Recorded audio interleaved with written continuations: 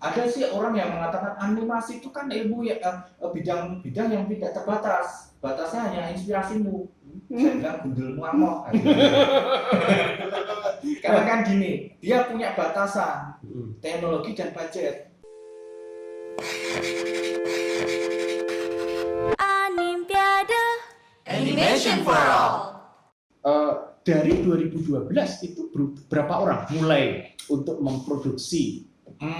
Untuk awalnya trailer itu kira-kira 10-12 orang. 10-12 orang. Dan itu trailer itu sampai berapa lama? Akhirnya sampai kemudian direncanakan Benar-benar jadi dari awal sampai jadi gitu lah. Ya, enggak, artinya dari trailer itu sampai nanti akhirnya proses ke produksi. Di 2012 kan kita sudah trailer sudah jadi, udah menang lomba dan sebagainya. Ya waktu itu langsung begitu kita sudah menang lomba yang terakhir itu, akhirnya deal bahwa proyek film ini kemudian dijalankan. Jadi startnya itu benar-benar di 2012 dengan rencana berapa lama dan berapa durasi? Istilahnya bisnis plan-nya ya? Iya, waktu itu gini. Waktu itu karena kita sama sekali belum pernah bikin film. Ya. Kita dengan PD-nya ini setahun jadi.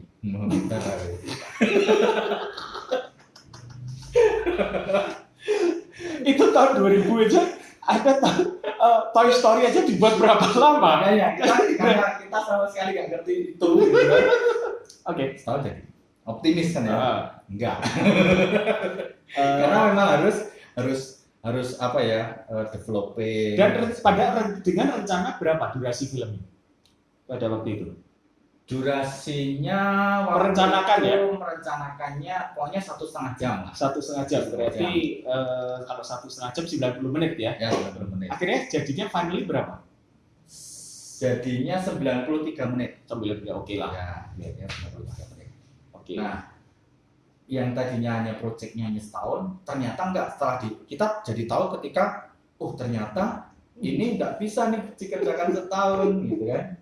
Ya udah terlanjur jalan, ya udah jalanin aja, sampai berapa lama. Tapi memang akhirnya begitu sudah setahun kita investasi peralatan, investasi sumber daya manusia, kita harus punya target. Akhirnya waktu itu targetnya adalah 2 tahun setelah semua tercukupi. Karena sudah dihitung kan, akhirnya kita hitung. Kita punya SDM sekian, tingkat level of detailnya sekian. Jadi ada kebutuhan sekian. Nah, dikalkulasi, waktu itu kalkulasinya 3 tahun. Enggak bisa, kita harus 2 tahun.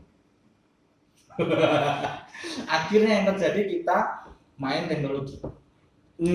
Jadi main teknologinya gini. Kalau kita semuanya pure hanya hand animation atau traditional animation, bener rencanamu 3 tahun bahkan mungkin lebih. Tapi karena kita harus menggabungkan antara teknologi digital dengan tradisional, makanya kita sebut tradigital. Hybrid sebenarnya. Hybrid. Kita niru spirit. Jadi segala macam aset, segala macam background yang sifatnya nanti semuanya. Itu dibikinlah menggunakan teknologi 3D. Sehingga yang harusnya itu 3 atau 4 tahun kemudian bisa dipangkas sehingga hanya 2 tahun. Oke, jadi main compositing ya. Ya, jadi teknologinya kita pakai. Gitu. Karakter itu tokoh dengan 2D, tetapi background dan environment, aset, crowd itu pakai 3D. Tetapi dengan look-nya adalah look 2D. Anda menggunakan software apa? Kita menggunakan Maya untuk 3D-nya. Maya. Terus kemudian kalau 2D-nya kita menggunakan Toon Boom, Harmony. Yes, sudah. Oke. Nah, itu jalan. Akhirnya kita jalan. Mungkin saya belum ingat. Kemudian untuk rendernya kita pakai RenderMan. Ada? Yes. Anda tahu RenderMan? Anda tahu siapa yang punya RenderMan pertama kali? Ya itu, jadi kita memang pakai RenderMan. Jadi ya memang harus ada penyesuaian ya, karena kan itu memang agak sulit gitu. Tapi untungnya karena kita punya beberapa technical director yang oke lah. Ya kita memanfaatkan itu. Terus akhirnya ya dengan berbagai kendala macam-macam. Jadi sebenarnya ada proses-proses, tidak hanya sekedar proses kreatif di situ, tapi banyak hal misalnya manajemen, pengaturan waktu, ya politik dan sebagainya. Dan kita baru tahu ternyata dunia bioskop kayak gini. Wah, iya.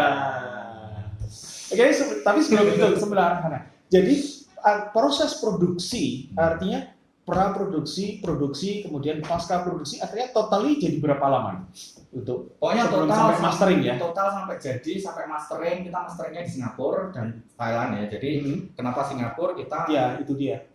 Karena memang kualitas apa namanya, kita kan dua bahasa. Jadi bahasa Indonesia dan bahasa Inggris. Jadi yang di bahasa Inggris kita di Singapura untuk studionya di sana dan talent-talentnya dari sana. Ya.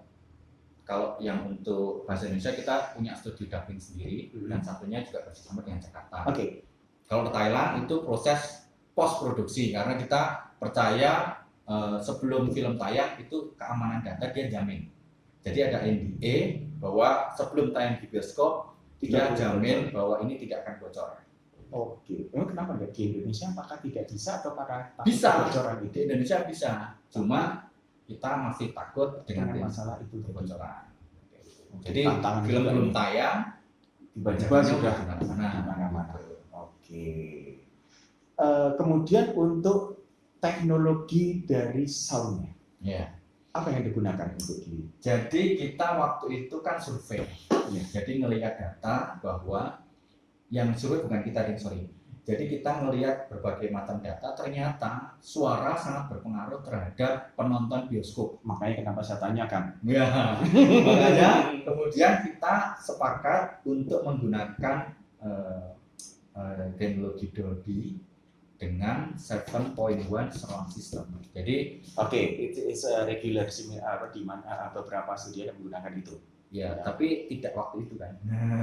Tidak waktu itu Iya. karena film Indonesia waktu itu Studionya ketika saya tanya belum. pasti hanya stereo. Rata-rata stereo. Walaupun mungkin ada yang beberapa action karena atau paling kenapa stereo? racing. Lo ngapain saya bikin film drama pakai 7.1 ngapain gitu loh. Kan Kan rata-rata oh, waktu itu kalau Indonesia iya, tapi Ya. kalau luar kan mereka sudah menggunakan ya, itu. kalau luar itu. Makanya tadi saya katakan adalah sekarang kan artinya pada waktu itu studio-studio kan sudah available untuk Iya, iya. 7.1 Iya, gitu iya. kan. Iya. Termasuk studio yang sudah terverifikasi tadi ya. Iya. Tapi ternyata dan itu yang dipilih gitu. Iya. Karena memang kita ingin bahwa kita serius dan sekalian kalau kita mau bikin film ya ini jadi masterpiece gitu. Dan season. Dan sisa gitu. Ah. Udah nyemplung sekalian gitu. Terus season. Gitu. Oke. Akhirnya kita mastering dan yang mastering sound itu adalah yang nanganin filmnya Hollywood judulnya Hangover 2.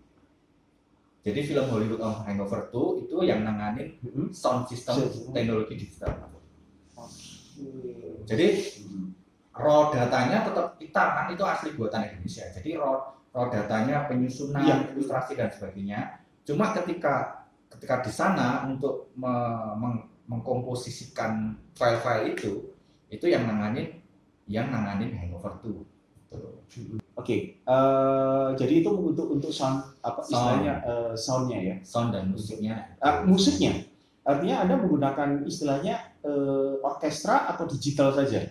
Kita ada beberapa istilahnya dengan penyanyinya itu ya. Ya, tapi ada beberapa yang memang kita harus recording suara-suara asli gitu. Jadi kayak gitar itu walaupun ada template tapi kita juga harus data original. Jadi kayak sampling gitu, menyampling gitu. Tapi 80% dikerjakan digital. Jadi kita punya studio. Oke. Musik itu sudah di Jogja, istilahnya sudah di MSP sendiri. Jadi di sana nanti dan musisi Indonesia kita. Semuanya musisi kita. Oke. Jadi itu untuk post pro-nya. Artinya selama proses produksi tidak ada sesuatu hal yang istimewa, artinya yang menjadikan satu kendala atau satu ada banyak kendala. Oke lah, mungkin 1-2 istilahnya biar teman-teman juga mempunyai semacam satu referensi. Artinya menyiapkan kalau istilahnya hal-hal apa saja sih yang perlu dipertimbangkan pada saat proses produksi itu ya. Artinya selain hardware, software, kemudian brandware artinya pelaksananya, kemudian juga facility yang ada, apa yang mungkin bisa? Contoh penerapan teknologi digital yang digabung dengan tradisional Tadi. itu ada yang tidak setuju di antara istilahnya tim gitu. Oh, Nah, itu problem tersendiri sebenarnya. ya. Nah, sehingga ini terjadi ada sedikit konflik internal gitu bahwa ini ada idealisme tertentu. Sehingga akhirnya karena ibaratnya ya ini nggak bisa milih antara kualitas dan ya kualitas tetap harus dipertahankan, Tapi tetapi masalah kan waktu masalahnya kan ini industri nih, Iya. harus kejar ini kan. Ya udah terpaksa karena idealismenya salah satu tim itu nggak masuk, out. Oh, sampai begitu ya? Sampai out kan, out. Hmm. Nah begitu out kan kita kelimpungan nih, wah kita nggak punya nih orang ini, gimana ya caranya? Akhirnya kita, itu salah satu dinamikanya di dalam sebuah industri itu. Tidak heran ketika turnover SDM itu keluar masuk. Iya. Itu hal yang biasa di dalam industri. Apa saja yang bisa mempengaruhi? Karena Anda kan istilahnya sudah kelibatan ini kan, supaya teman-teman juga tahu, oh ini loh, ya apa konsekuensi yang kemungkinan bisa terjadi sampai ada turnover tinggi. Di animasi itu kayak semacam ada mazhab gitu. Jadi saya baru dengar ini. Ada aliran-aliran tersendiri yang mereka itu idealismenya dengan tokoh atau film-film atau style-style tertentu, di mana kalau itu tidak masuk di dalam style mereka milih hang out gitu, Milih mereka daripada tetap terus jalan. Nah, itu yang sebenarnya kendala tersendiri dalam mengelola sebuah industri besar. Kalau industrinya istilahnya hanya kayak pertama kali MSC berdiri ya, hanya 10 atau 12 orang itu dalam kondisi yang masih bisa dikondisikan. Oke, ya. Tapi begitu kita ngomongin sudah jumlahnya puluhan, ratusan, itu harus benar-benar ada manajemen yang benar-benar fix untuk mengelola. Tapi itu menjadi Anda merekrut dia sebagai fixed employee atau hanya sebagai temporary? Tentu. Jadi gini, kita ngikutin aturan ketenagakerjaan. Begitu project itu lebih dari 3 tahun selama 2, kalau nggak salah saya lupa, jadi itu ada orang legal yang ngurus itu, dia harus dikaryawankan sebagai karyawan tetap gitu. Oh ya, jadi setahun mereka hanya bisa kontrak, setelah itu bisa diperpanjang sekali, setelah itu kalau bisa ya harus jadi karyawan, karena berarti itu kebutuhan. Permasalahannya kan project itu di MSC proses rekrutmennya sebenarnya ahli-ahlinya kan dimulai 2010. Ya. Walaupun sebenarnya proyek itu di 2012. Jadi secara hitungan ketenagakerjaan kan otomatis ada karyawan-karyawan yang harus diangkat tetap. Itu dia, Ya kan? Nah, itulah yang kemudian menjadi concern tersendiri karena permasalahannya adalah kita bukan industri services. Kalau industri services kita masih bisa maling-malingan istilahnya gitu. Jadi aku saya ngomong. Kalau industri services jelas siapa yang bikin. Jadi jadi totally MSV ini setelah menentukan bahwa dia sebagai studi animasi langsung sudah ke IP ya. Iya dong.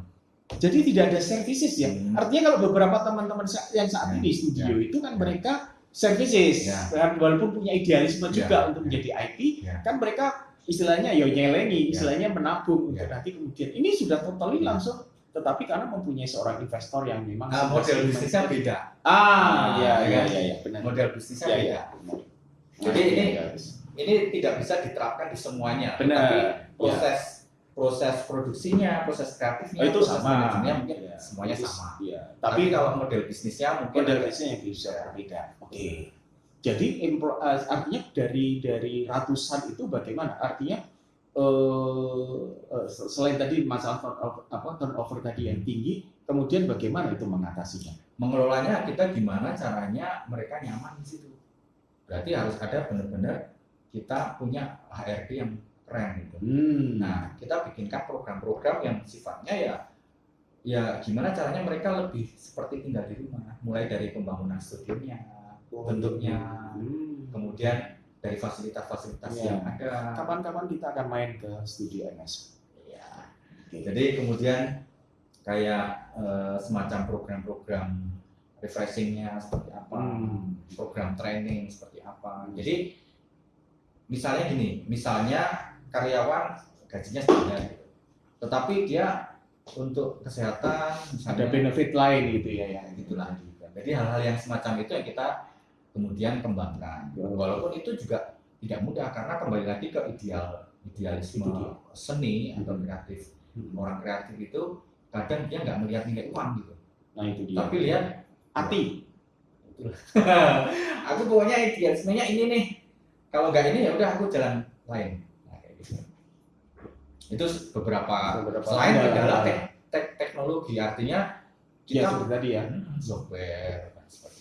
Tapi secara software itu totally legal ya. Semua legal. Kita nggak berani karena pernah ada sebenarnya accident itu sebenarnya gini, kita nggak bermaksud untuk kemudian mau main bajakan, tetapi ada kebocoran, ada salah satu artis itu menginstal waktu itu istilahnya mungkin dari tim security jaringan atau untuk manajemen jaringan itu ada kecolongan gitu. Dia menginstal salah satu software Sonic Foundry apa namanya? Ya itu yang untuk compositing gitu. Ternyata itu kedetek gitu loh. Kedetek gitu sampai ke pusat gitu. Nah, kemudian disomasi. Kamu ini ada satu orang ini, padahal kita nggak ngerti gitu. Semuanya sudah hanya karena mungkin dia familiar dengan software itu ya. Dia coba-coba.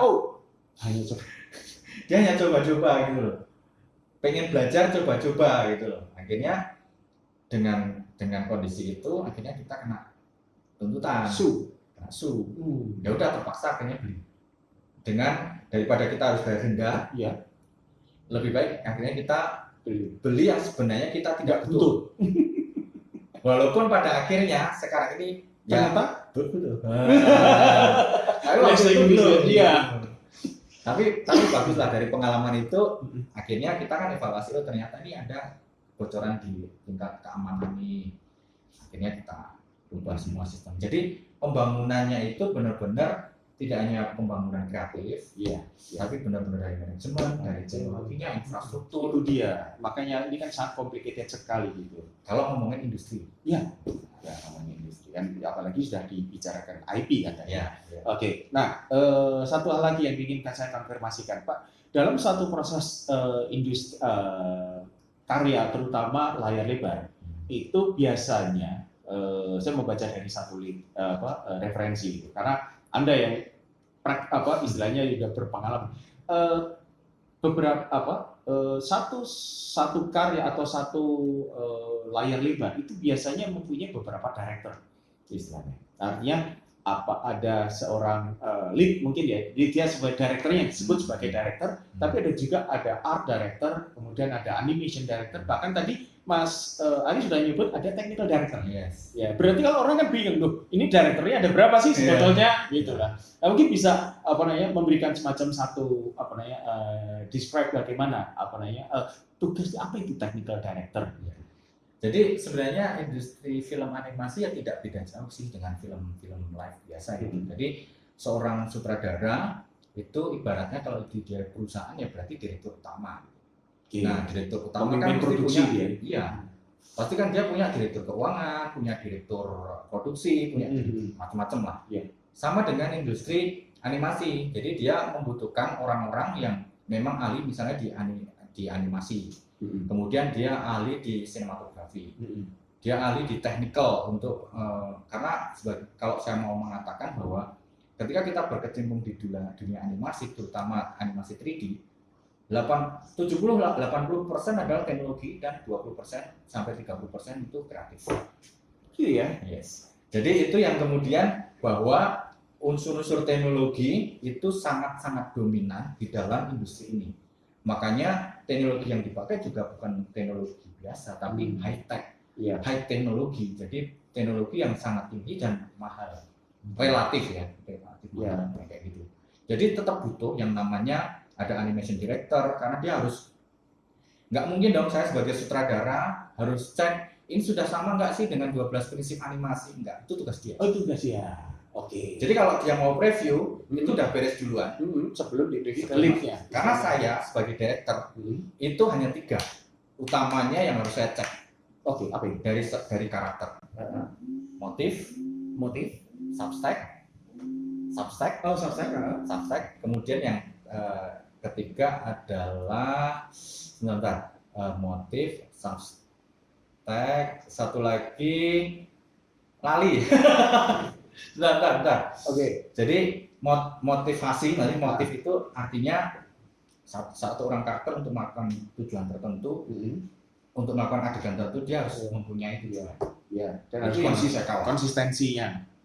Jadi tidak bisa sembarangan, misalnya Musa mau ketemu Pak Sudirman, dia motifnya apa? Atau dia kenapa jadi tukang surat, itu dia punya motif apa? Itu yang saya kawal.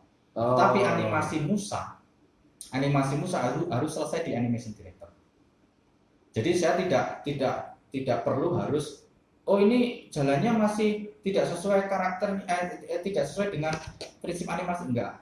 Saya Oh iya, itu sudah urusannya dari animation director gitu. Nah, substack itu gini. Substack itu kalau ketika Musa ngomong saya makan dengan saya makan. Nah, itu harus intonasi. Nah, itu kan ada maksud tertentu dari ada kata-kata. intonasi, ada makna. Itu. Terus yang ketiga itu anggar ini mesti lali. Nantilah, Ya, nanti. oke. Tapi prinsipnya bahwa tugas utama saya itu hanya Di situ. itu. Oleh karena itu Anda ada dibantu oleh beberapa director itu tadi. Nah, kemudian dibantu oleh beberapa director. Jadi termasuk teknologinya, termasuk sinematografinya. Tapi yang jadi permasalahan, saya harus tahu semuanya. Iya. Saya harus tahu sinematografi, saya harus tahu animasi, saya harus tahu editing, Ya. saya harus tahu sound, Ya. saya harus tahu naskah. Ya. Artinya kalau seorang director itu ngerti banyak tapi sedikit aja nggak apa-apa. Tapi yang penting ngerti dia. Dia prinsipnya ngerti konsepnya. Ya, ngerti konsepnya. Dia nggak harus bisa menganimasikan, enggak. Ya. Tapi dia tahu animasi yang baik seperti apa, Nah, karakter yang baik seperti apa. jadi itulah dalam satu proses produksi besar, terutama dalam satu industri itu seperti itu sampai finally masuklah di post production di situ, di mana di situ semua finalisasi dari suatu karya untuk kemudian langsung di preview dan butuh waktu berapa lama. Dan ini yang kemudian dilakukan di Singapura dan di Thailand ya, itu untuk membuat semacam satu karya yang berkualitas di situ ya. Nah, setelah itu kemudian masuklah di pada saat proses produksi ini jalan, tentunya kan istilahnya apa ya, publisis atau publikasi sudah mulai kan? Harusnya iya. Berapa lama itu istilahnya prosesnya? Apakah kan nggak mungkin ini dekat baru ada publikasi, karena tentunya pada saat begitu ini nanti ditayangkan di studio terverifikasi itu sudah istilahnya sudah banyak orang yang tahu dan menunggu gitu. Nah, itulah hebatnya, kita nggak tahu itu.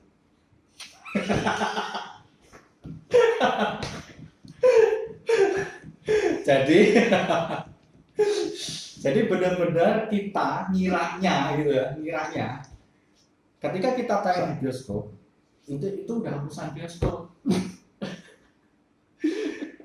Permasalahan ini di Indonesia gitu. Kalau di luar negeri memang sudah ada, dia misalnya distributor, dia udah urusin sendiri kerjaannya. Eksibitor sebagai misalnya kayak bioskop dia udah punya urusan sendiri. Produser dia urusannya hanya bikin film karena sudah kan distributor. Cuma di Indonesia ya kamu sebagai produser, kamu juga harus mengelola distributor, kamu juga harus konfirmasi ya, termasuk pemasaran, marketingnya, publikasinya dan semuanya. Makanya seharusnya secara ideal memang harusnya kan ada publisis, dia yang bertanggung jawab terhadap. Kan kita nggak ngerti. Akhirnya ya udah sampai akhirnya Facebook yang bikin. Sosial media kan ada Facebook, Instagram, apalagi Twitter. Saya bikin semua. Jadi Anda sendiri yang melakukan itu, direkturnya sendiri. Ya, tapi akhirnya kan terus recruiting ya. Ya. Jadi karena bikin film animasi itu kan panjang. Nah di sela-sela waktu saya masuk ke manajemen. Namanya kan Palu Gada, kan? CEO kan? Ya. Chief Everything Officer. Ya, gitu.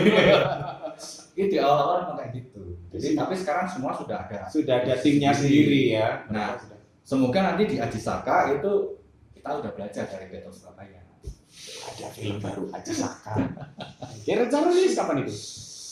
Kalau rencana sih sebenarnya 2021, cuma karena ada pandemi ini kayaknya agak mundur sedikit ya. Kalau misalnya enggak ya di 2021 akhir, tapi kalau enggak ya nanti mundur lah. Oke. Saya sekarang masih bicarakan yang Battle of Surabaya karena itu saya sudah jadi dan semoga itu menjadi benchmark dari proses produksi. Siapa tahu sekarang juga sudah ada yang mulai merencanakan dan sudah membuat layar lebar terutama karena sebetulnya sebagai satu industri menurut saya itu harus ada minimal 2 layar lebar setiap tahun di 2 layar lebar animasi ya kan. Kalau di luar negeri kan ada summer dan winter gitu. Mungkin kalau di Indonesia seharusnya pada masa lebaran dan akhir tahun gitu. Seharusnya biasanya seperti itu. Cuma masalahnya sekarang kan belum ada gitu. Saya nggak tahu apakah adakah kendala-kendala di dalam buatan itu selain biaya. Ya kan? Sebenarnya kan animasi itu komponennya 3 yang utama.